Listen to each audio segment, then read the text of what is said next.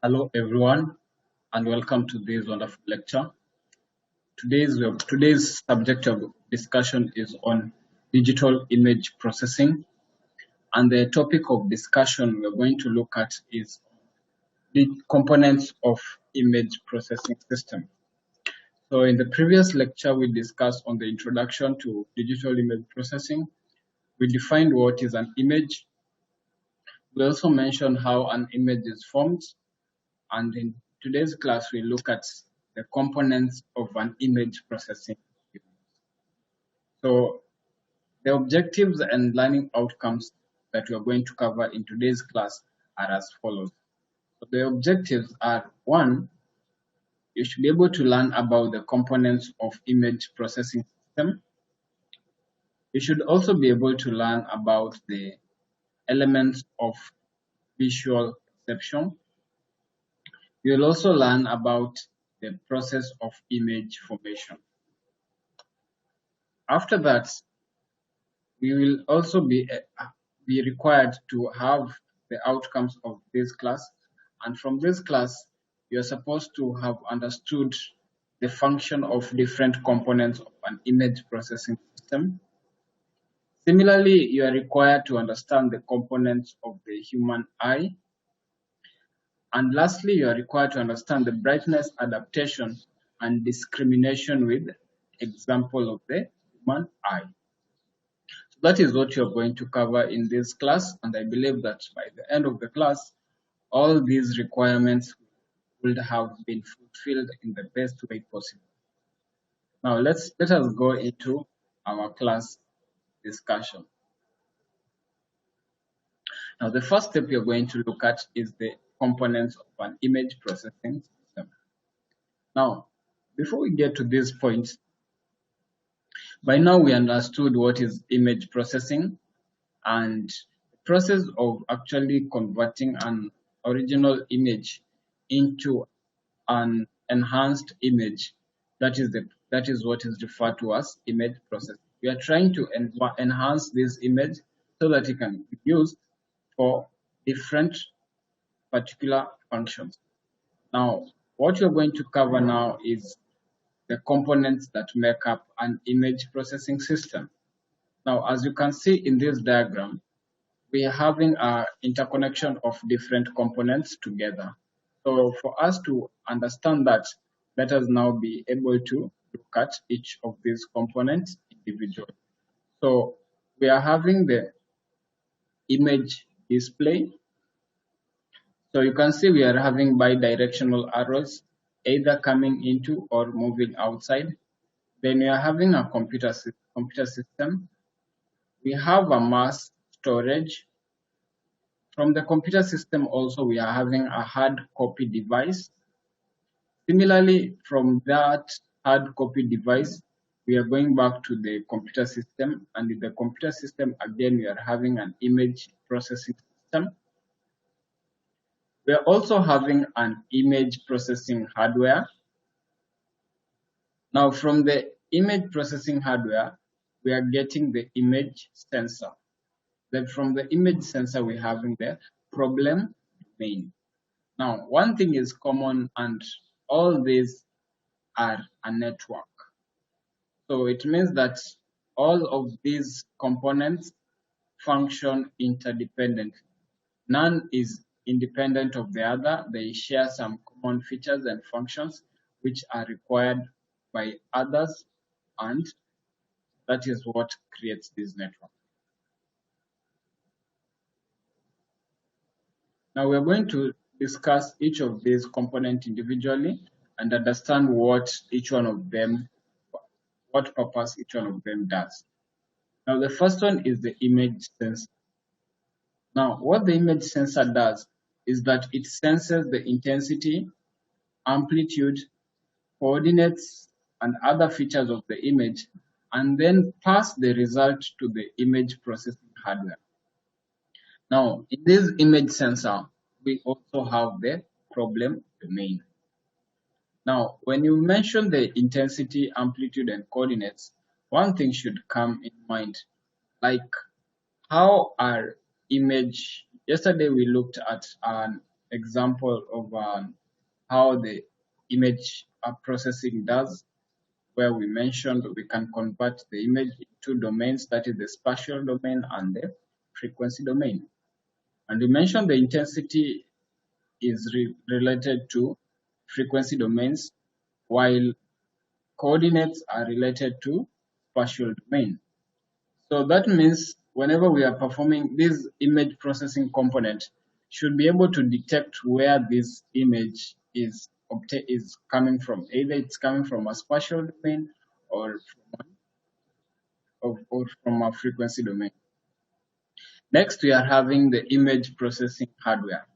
Now, the image processing hardware is a dedicated hardware. What does it mean, like a dedicated hardware?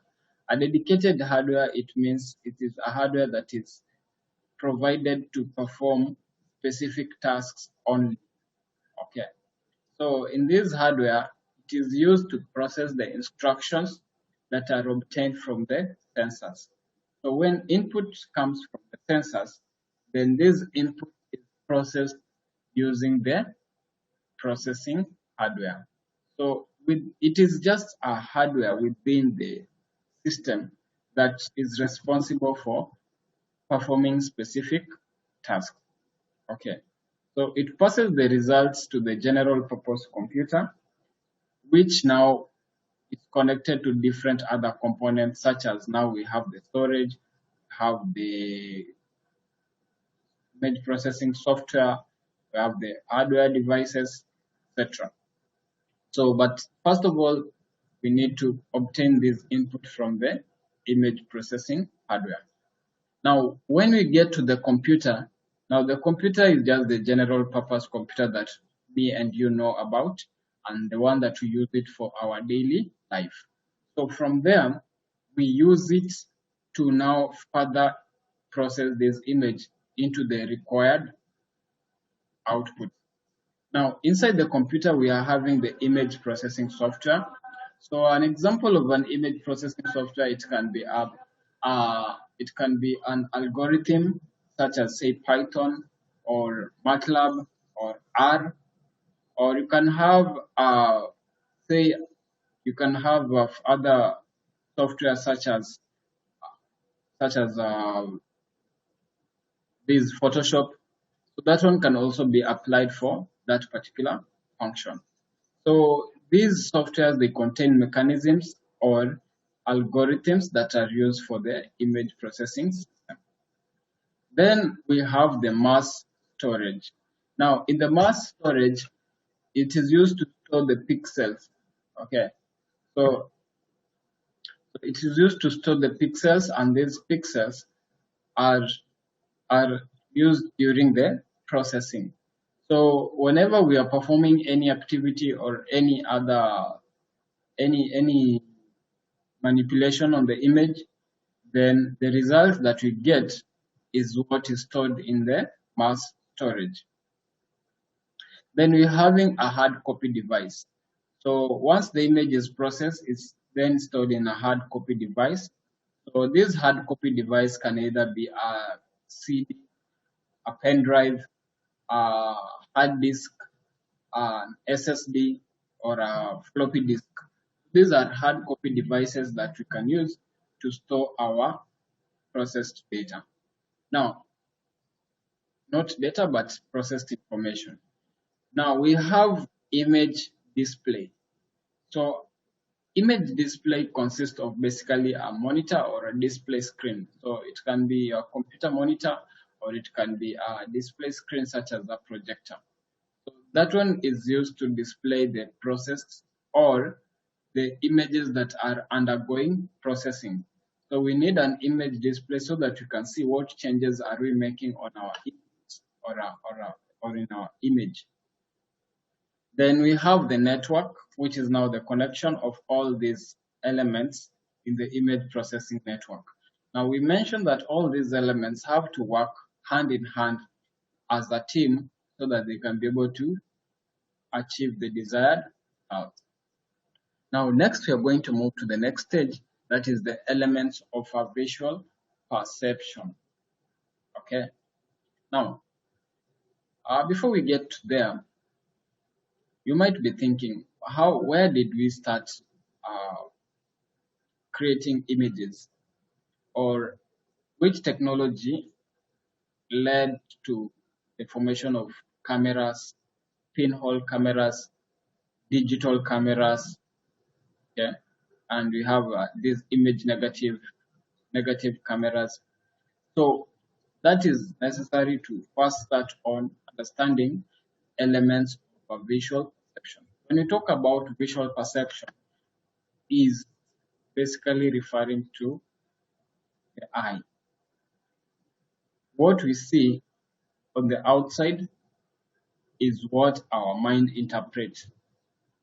Someone can see a different color as pink, another person can see that same color as violet.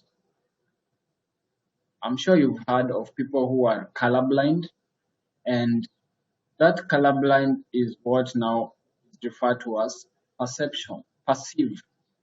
Okay, so everybody has his or her own interpretation of whatever they see on the outside world. That is what we are going to look at in today's. Now, let us now start with the first one. Now, the field of digital image processing is built on the foundation of mathematical and probabilistic formulation. So whenever we are talking of digital image processing, just remember we are using mathematical concepts as well as probabilities. So probability is the ability to either for something to be either true or false. Okay. And the probability ratio is always 1, so that is 0 to 1. Now, in human beings, we have intuition, and intuition plays a very fundamental task in selecting various techniques. So our choice and selection is based on our intuition. And sometimes this intuition can be subjective, objective, or it can be sometimes judgmental. So we use our human eye so that we can receive information from the outside world, and from there we can be able now to make judgments. So the human eye acts as a sensor or a camera. So, and this sensor will now be connected to the brain using neurons. And then the brain will now be able to act as a processor, and then it will now pass information to us so that we can know what is it we have seen on the outside world. So all this looks like a series of steps, but in the actual sense, they act within a flip of a second. See, the moment you open your eyes, you can see daylight, still dark. Just imagine how much of a fraction of a second you're just able to look outside and you see, oh, it's dark. Let me go back to bed. It is daylight. Let me wake up. You do not load. The loading of information is not very slow. But now when we now represent how this process occurs, it looks like a series of very many steps, but it isn't not. So that is what occurs. Now the basic elements of visual perceptions are the structure of the eye, the image formation in the eye, the brightness adaptation, and discrimination. So this is basically a step-by-step information. First, we understand what is the structure of the eye, what are the components of the eye. Next, how does an image form in the eye? After it has been formed, how do we regulate light and darkness? Then we are able to identify that which we are able to see because of the reflection of the eye, and that which you cannot be able to see because of the darkness. Now, this is the structure of the eye. As you can see, there's a very vital organ in the body, and it is consisting of various components within it. So we'll just study on this first one. So we'll begin with the aqueous humor. So this is a watery fluid. Then we have the pupil, we have the iris, we have the conjunctiva, we have the lens here, we have the sclera, we have the choroid, we have the retina, we have this larger area which is known as the vitreous humor or clear jelly. We have this innermost lining which is known as the macula. Then we have this connecting cable here which is known as a optic nerve. So the optic nerve sends information to the brain. Then we have this pigment here that is green color. It is known as the ciliary body, which produces the aqueous humor. Then we are having these ligaments or these lines here on the left as well as on the lower and upper side. So they are known as the suspensory ligaments. Then we have this portion here that attaches to the skin. It is known as the trabecular meshwork. Then we have now this outside portion that is visible to us, known as the cornea. Now, all these components perform specific tasks. They work together as a network so that the human can be able to perform very well. So that it enables the eye to perform with optimally and to obtain the best results. Now, let us now discuss each of these components individually. Now, the human eye is actually a symmetrical sphere. So, it has a diameter of 2 centimeters, 2 to 2.5 centimeters, and has a volume of about 6.5 cubic centimeters. So it is very small, it's a very small organ, but a very powerful. Now, this human eye is basically the same as a camera, either a digital camera or a mobile camera, whichever camera you know, the eye is just the same. Now, let us now see how this eye works and see which are these main components that play a major role in image capturing. Now, the first step we do is that whenever the external object is seen by the eye, so the eye can be able to capture that object at any time. Now, that happens because light enters the eye through a very small hole known as a pupil. Now, the pupil has a black-looking aperture that has the quality of contraction as well as expansion whenever it is exposed to bright light.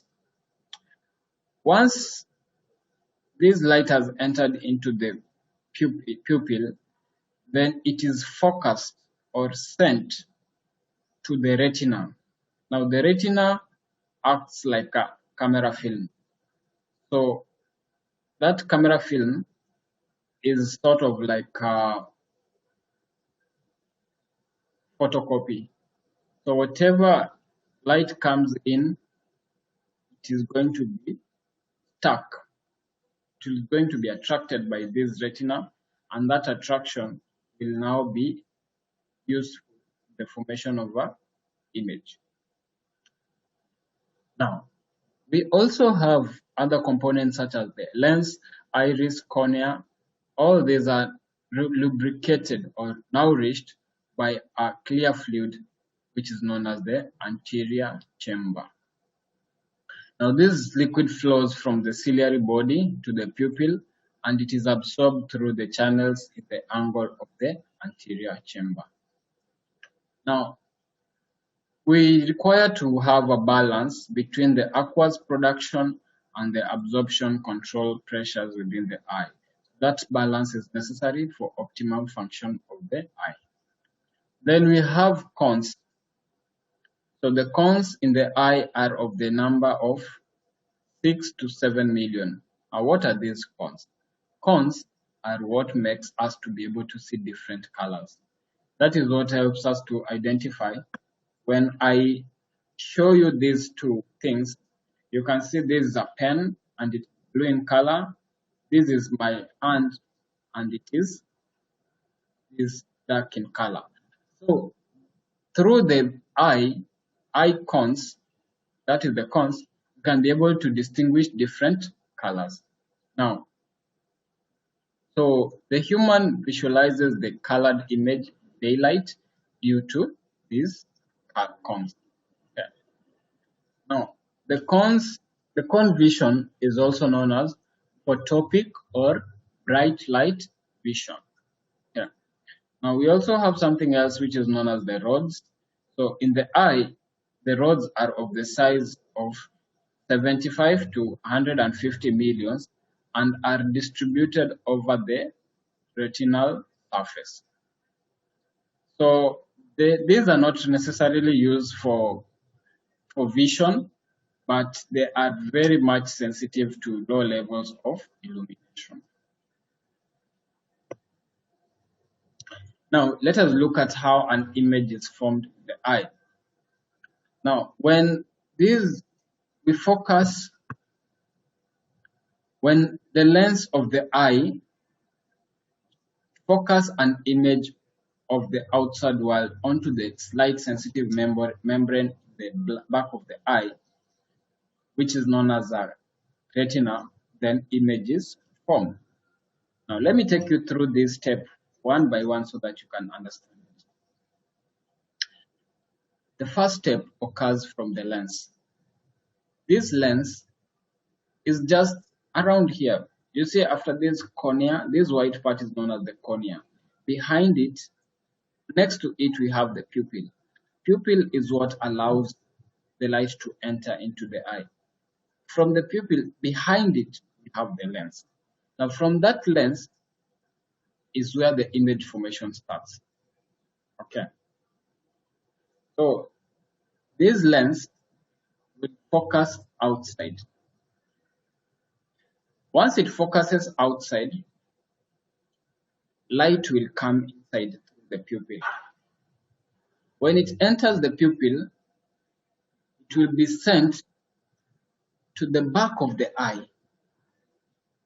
That is this part. Okay, that I'm pointing here. This back of the eye will now be able to receive this light. However, it is very much sensitive to light. And that is why we mentioned we have rods of the size of 75 to 150 million.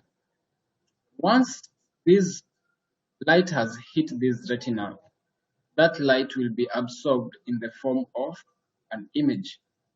Okay. So once it has received that image, it will be upside down. Now, from there,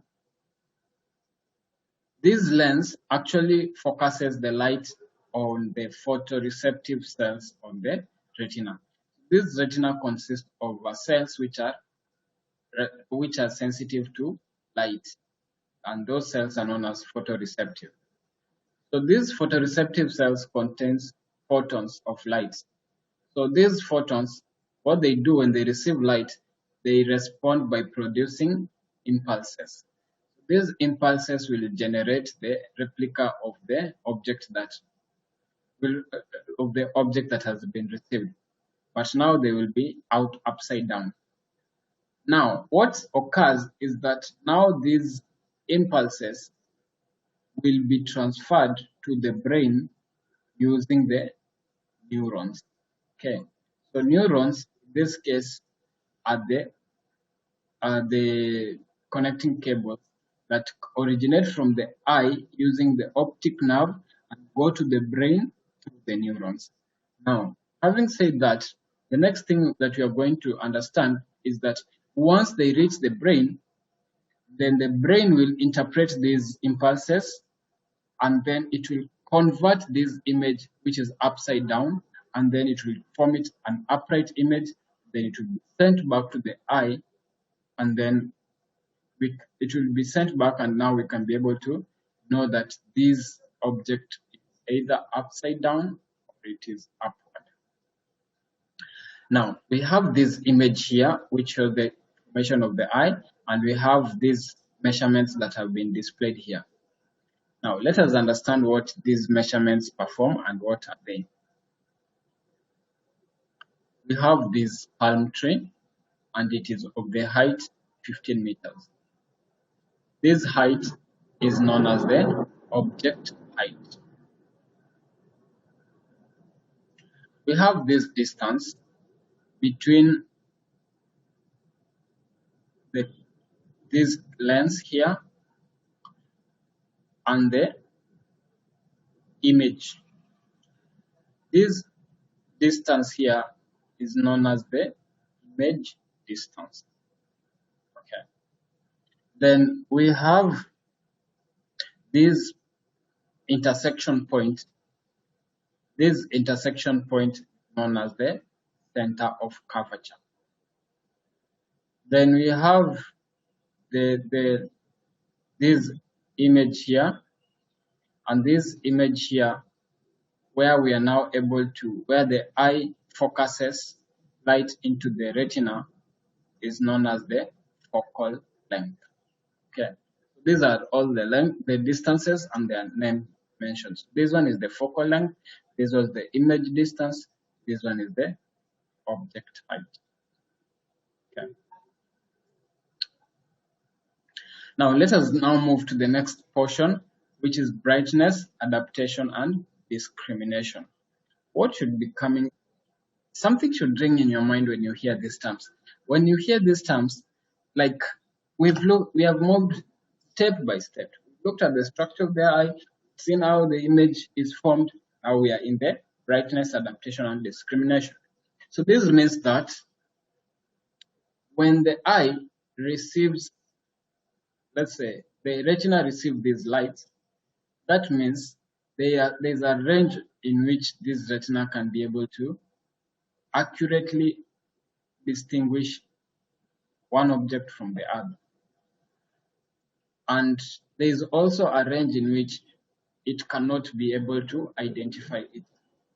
Let's take an example of something that's like a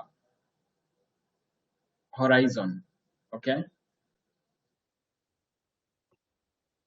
Okay, so we have the horizon. What you see on the horizon is basically what is at the end. Okay, what is at the end of your vision. Beyond that point, basically you cannot see anything else. Okay, your eye is only limited to that horizon. That is where your discrimination starts. From that point forward, you don't see anything. Okay, so then we have brightness adaptation. Now, imagine if you look directly to the sun, you are not able to see anything. When you are driving and you see an incoming vehicle, and that vehicle has shown full light, full beam are being reflected on you, you might cause an accident. Why? Because your eye is not able to adapt to that much kind of brightness. Okay. So having said that, now let us look at an example here. So digital images are displayed as a discrete set of intensities. So the eye ability to discriminate black and white at different intensity levels is very important consideration in presenting image processing results. Now the eye can only receive images in two colors. Okay, that is in black and white color. The eye does not receive images. When we see outside, we do not see as colored what we see like.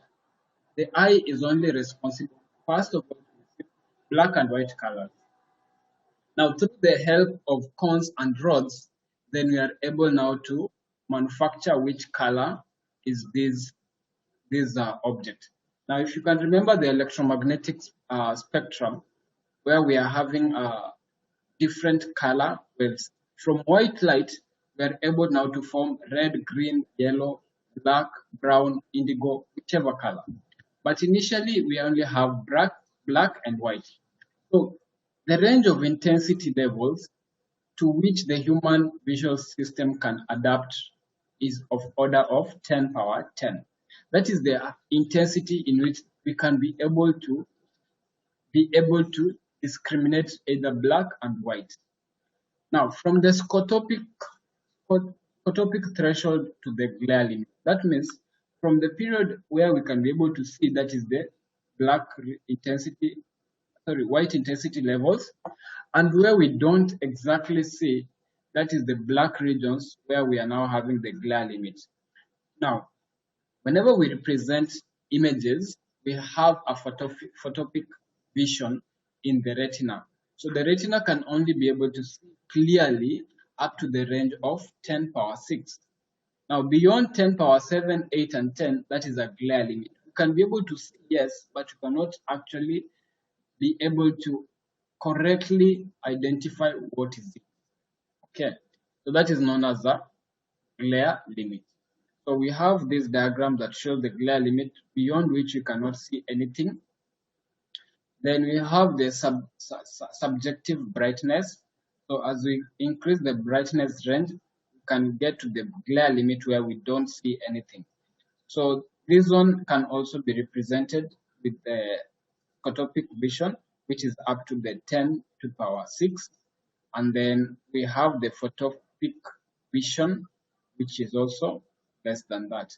So the photopic vision can be able to see up to the glare limit, and the scotopic vision is the threshold where we can see the glare limit.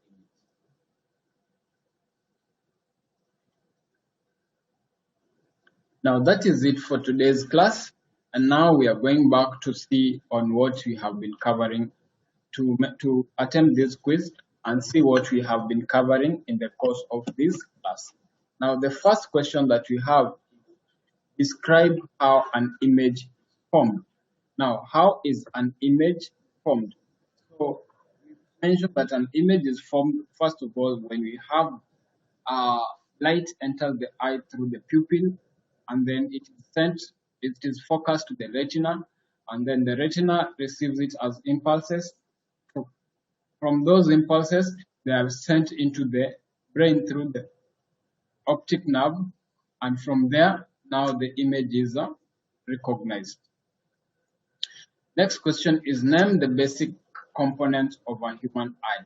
So the basic components are the pupil, the retina, the cornea, as well as we have the ciliary body, and we have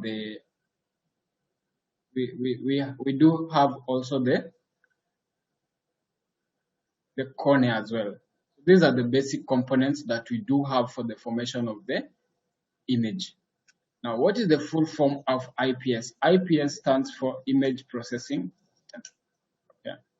The three components of an image processing system are: one, we have the structure of the eye; two, we have the components of the human eye; three, we have the brightness, adaptation, and discrimination. Now, what is the function of discrete intensities in the image formation? Now, image is formed in the form of discrete intensities, which are regulated by the scotopic vision as well as the photopic vision. These ones are necessary for brightness adaptation as well as discrimination.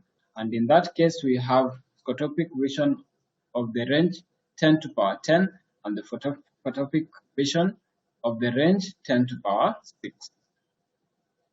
Next question is, what is the purpose of the retina? Now, the retina is basically a light sensitive membrane whereby the human eye is able to form the images.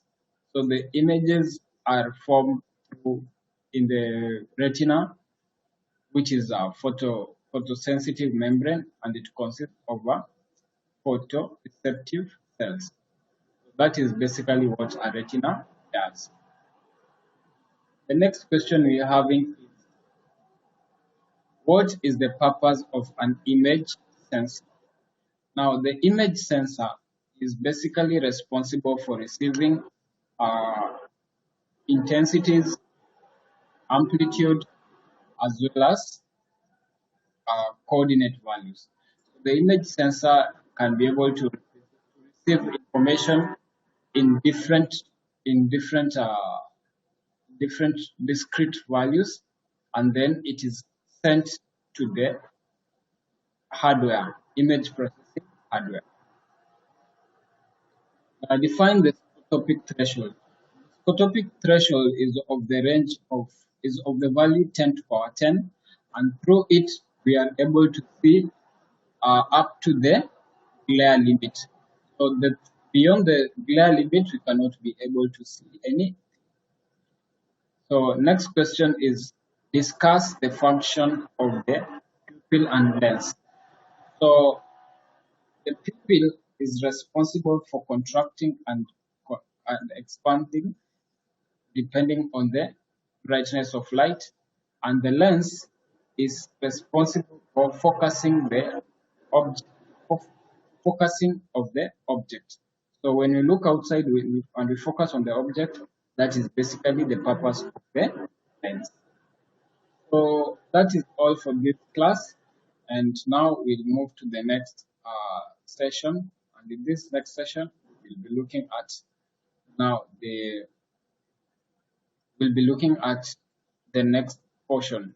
Okay, so the next portion is on the revision. So we are going to look at the objectives, whether all the objectives have been covered. So in that case, we are going to look at the first objective, which is the learning outcomes. So we've been able to cover on the different components of the image processing system. We've looked at the components of the human eye, and we've also been able to see how adaptation and discrimination occurs with respect to the scotopic and photopic vision. We've also said on visual perception. Visual perception refers to how the human intuition leads to the discrimination as well as the judgment on the objects that are from the outside environment. So these are the components of the human image processing system. Mentioned the image display, hard copy device, computer, image processing hardware. Also mentioned on the image sensor, mass storage, as well as the image processing software. Now the components, we've described each one of them separately. The image sensor is basically responsible for sensing intensity, amplitude, and coordinate values, as well as other features. The image processing hardware is a dedicated hardware that receives instructions from the image. Then we have the computer. The computer is used for image processing. The image processing software includes all the mechanisms and algorithms used in the image processing system. The mass storage stores the pixels of the images during processing. Next we have is the hard copy. So the hard copy is used to store the processed information, while the image display also includes the monitor and displays the processed image. Next we have the network. The network is the connection of all the above elements that we've mentioned above. So we've mentioned the human visual perception elements. So the basic elements are the structure of the eye, image information in the eye, as well as the brightness, adaptation, and discrimination. This is the structure of the human eye. We've mentioned all the components and the features that are there. And the major components are basically the pupil, the lens, as well as the retina. We've also mentioned in the structure, we mentioned on the size of the eye, it's of the diameter of 20 to 25 millimeters, and has a volume of 6.5 cubic centimeters. It's also similar to the camera. It also has other components that keep it nourished and lubricated, which are known as the anterior chamber. We have the rods and the cones which are necessary for light and color formation. And we've also showed how the object or how the image formation occurs in the eye. Say this height is known as the object height. Distance between the object and the lens is known as the image distance. The distance between the lens and the retina is known as the focal length. Okay. And the point where the object is formed is known as the focal point. Sorry, where the image is formed is known as the focal point.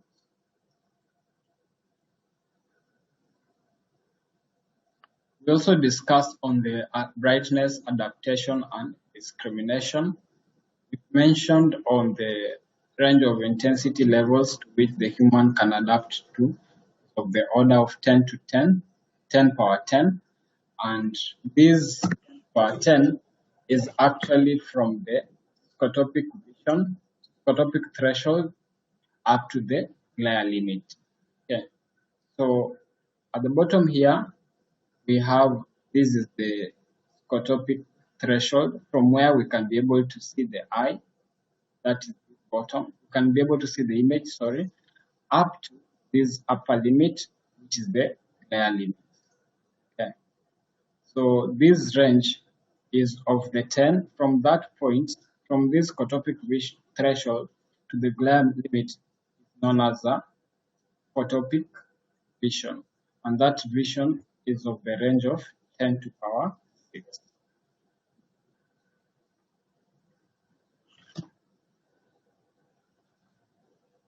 So we've also discussed on these questions and we've evaluated on how each of them help us understand the objectives that we have covered in this lecture.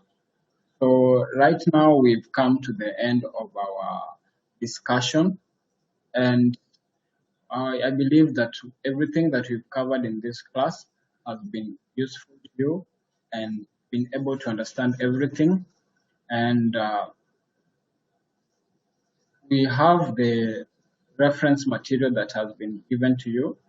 So this lecture has been obtained from the book by Woods and Gonzalez, from the book Digital Image Processing, volume 2014.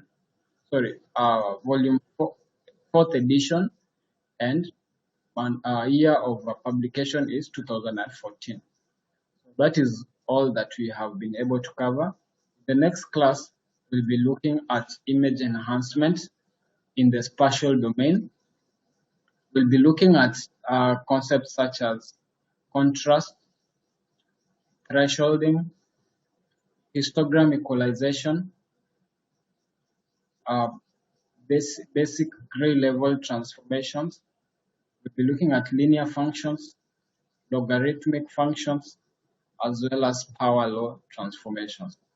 These are what we'll be covering in the next class, and I believe that we'll also continue to understand what is the basic difference between what basically forms spatial domain filtering, and what is filtering.